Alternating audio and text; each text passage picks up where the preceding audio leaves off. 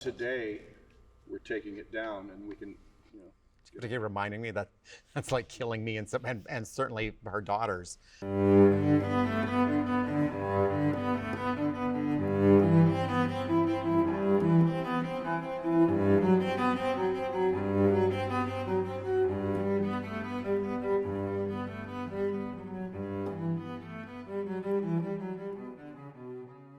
My name is Sean Davis. I am primarily the theater manager here for the Spreckels Theater, but I have been a friend to the family since I met Jackie in 1978 after the Old Globe Theater burned down, and she graciously offered the theater space here to the Old Globe to finish out their season. Your relationship with Jackie, how did you meet her and how long have you been friends? I met Jackie in 1978 when the Old Globe Theater burned down, and she offered the Spreckels Theater to the Old Globe to finish out their season, which was an amazing gift on her part to let the theater continue. She was a huge supporter of the theater. So I met her in 1978. This time I have been back here for 22 years, and this is my fourth time here. So I actually came in 2 other times and worked in the theater. Not so much with Jackie, but obviously still knowing her. When I started here again in 2000, I started in the box office, working a box office window, and then I moved up from there to house management and then to actually being Jackie's personal assistant for a while.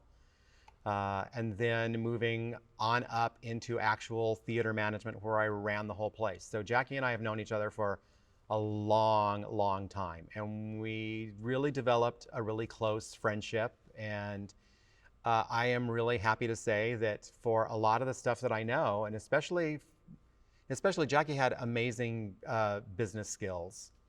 I actually learned a lot of what I know now from Jackie Littlefield. And it was really sad when she passed, and we all still miss her. And it's going to be a tough day to see the window go. How old is this building? What's the background behind this building? The Spreckels Building and Theater opened in August of 1912. So August of this year, we will be 110 years old. When did Jackie first become the owner of the building? And what was her story? Like, how did she come about to getting the building? So Jacqueline Littlefield purchased the building in February of 1962, roughly 50 years after the building had opened. She purchased the building because her father used to be very big in the motion picture industry as far as distributing, and he worked for Universal and a few other theater distribution companies. And this was his absolute favorite theater.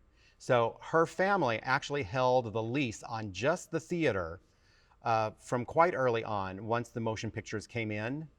And she wanted to buy the building as a legacy of her father and keep the theater and the building in his name and her name until, well, forever. She never planned on having it go out of the family.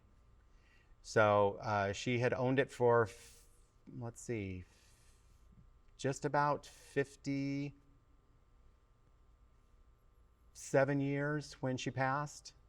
So she owned it for quite a while. What was her first experience with it, if you remember, as a friend? When did she get into it, and how did she grow into that desire? Jackie Littlefield has always been very artistic. She was a designer. She did fashion. She did interior designs. She actually designed the motion picture offices in New York, the interior designs for Universal Pictures when they opened their offices in New York. She was a dress designer. So art has always been something very important to her. Jackie really started going into the modern art really when modern art came out. She wasn't late to the game, and she had probably one of the best eyes for especially modern art that I've ever seen on somebody. I mean, she was always really at the forefront of it. When she was really early on, she met Picasso, she met Salvador Dali. She's had a great amount of art to her name, and a lot of the museums have benefited by her loaning art to them, or in some cases actually gifting art to some of the museums as well. So she's had a long, long history with art and modern art. And then for Agam, she actually met him and came to start seeing his art very early on, kind of in his career. She saw him, I think she saw a gallery exhibit of him, and then she decided to reach out to him and commission him to do the stained glass windows that we have now. So what were some of the things that really fascinated her with Agam? Like, was it from just a visual perspective? Because he is a kinetic artist, but was it from a visual perspective? Was it from his own themes as an artist? I think Jackie really was drawn to Agam because of the way his art and sculptures looked. She was really sort of fascinated by his process and stuff. And we have two windows here, but we actually had, she actually had him design a water feature. So we were supposed to actually have a fountain in the middle of our lobby that Agam had designed, but unfortunately that actually never got produced. So she was a big fan of his. Some of it could be because he was Israeli, but I believe most of it probably was because she just loved what he did, and especially the visual aspects of his artwork. So I want to get into a quick theming of his, and that is time, and that time is constant and things are ever changing. Did you ever find a connection where she was fascinated with the art pieces just because maybe in her personal or work life that was something that always was in this industry? Jackie had a great eye for color and movement, and I'm sure that's probably what helped attract her to Agam's work. Long before we really started having like the digital age with lights and stuff, Jackie actually had wanted to light the building exterior in different colors. And then when it got down to where we had like actual digital lighting, she was actually thinking about having digital pans put in around the building, but she wanted them to constantly change color so that they would always be random and it would always be like a living work of art. And I feel like that's kind of what had helped attract her to Agam, is that when you look at his pieces that we have, it's different from every angle you look at it. If you look at them front on, you see one image. If you look at them from the sides, either side, you see a different image. Each one is kind of a triptych, going back to sort of some of the religious iconography and stuff. But he really does have something where every angle that you look at the pieces that we have, you see something different. So you move just a foot when you're looking at them, and now all of a sudden the pattern is slightly different. So it is kind of a very sort of not really kinetic artwork because they don't actually move on their own, but you still get that sense that there is movement from them as you move around and to look at the artwork from different perspectives. Now, did she design the pieces herself, or did she consult with Agam of how she wanted to do it? And why did she pick that area for the art? So the windows hang right now in an area that used to actually have a stained glass window in it. That stained glass window disappeared after one of the world wars when they thought San Diego was going to get bombed. They actually crated up they dismantled the window, crated it up, and put it in the basement. When they came back after the war, the crates were still there, the window was gone. And we actually think, because it's an allegorical window, that it was actually probably a Tiffany window. So it had not had a stained glass window in it for decades. And in 1983, she commissioned Agam to design and build the two windows that we have up there now. And then they were installed in '85, and also kind of to coincide with the unveiling, San Diego actually had Agam Day here in San Diego. So the windows that we have are quite historic, but they were designed specifically for the Spreckels building and theater and for the theater lobby. What really clicked with her with these pieces?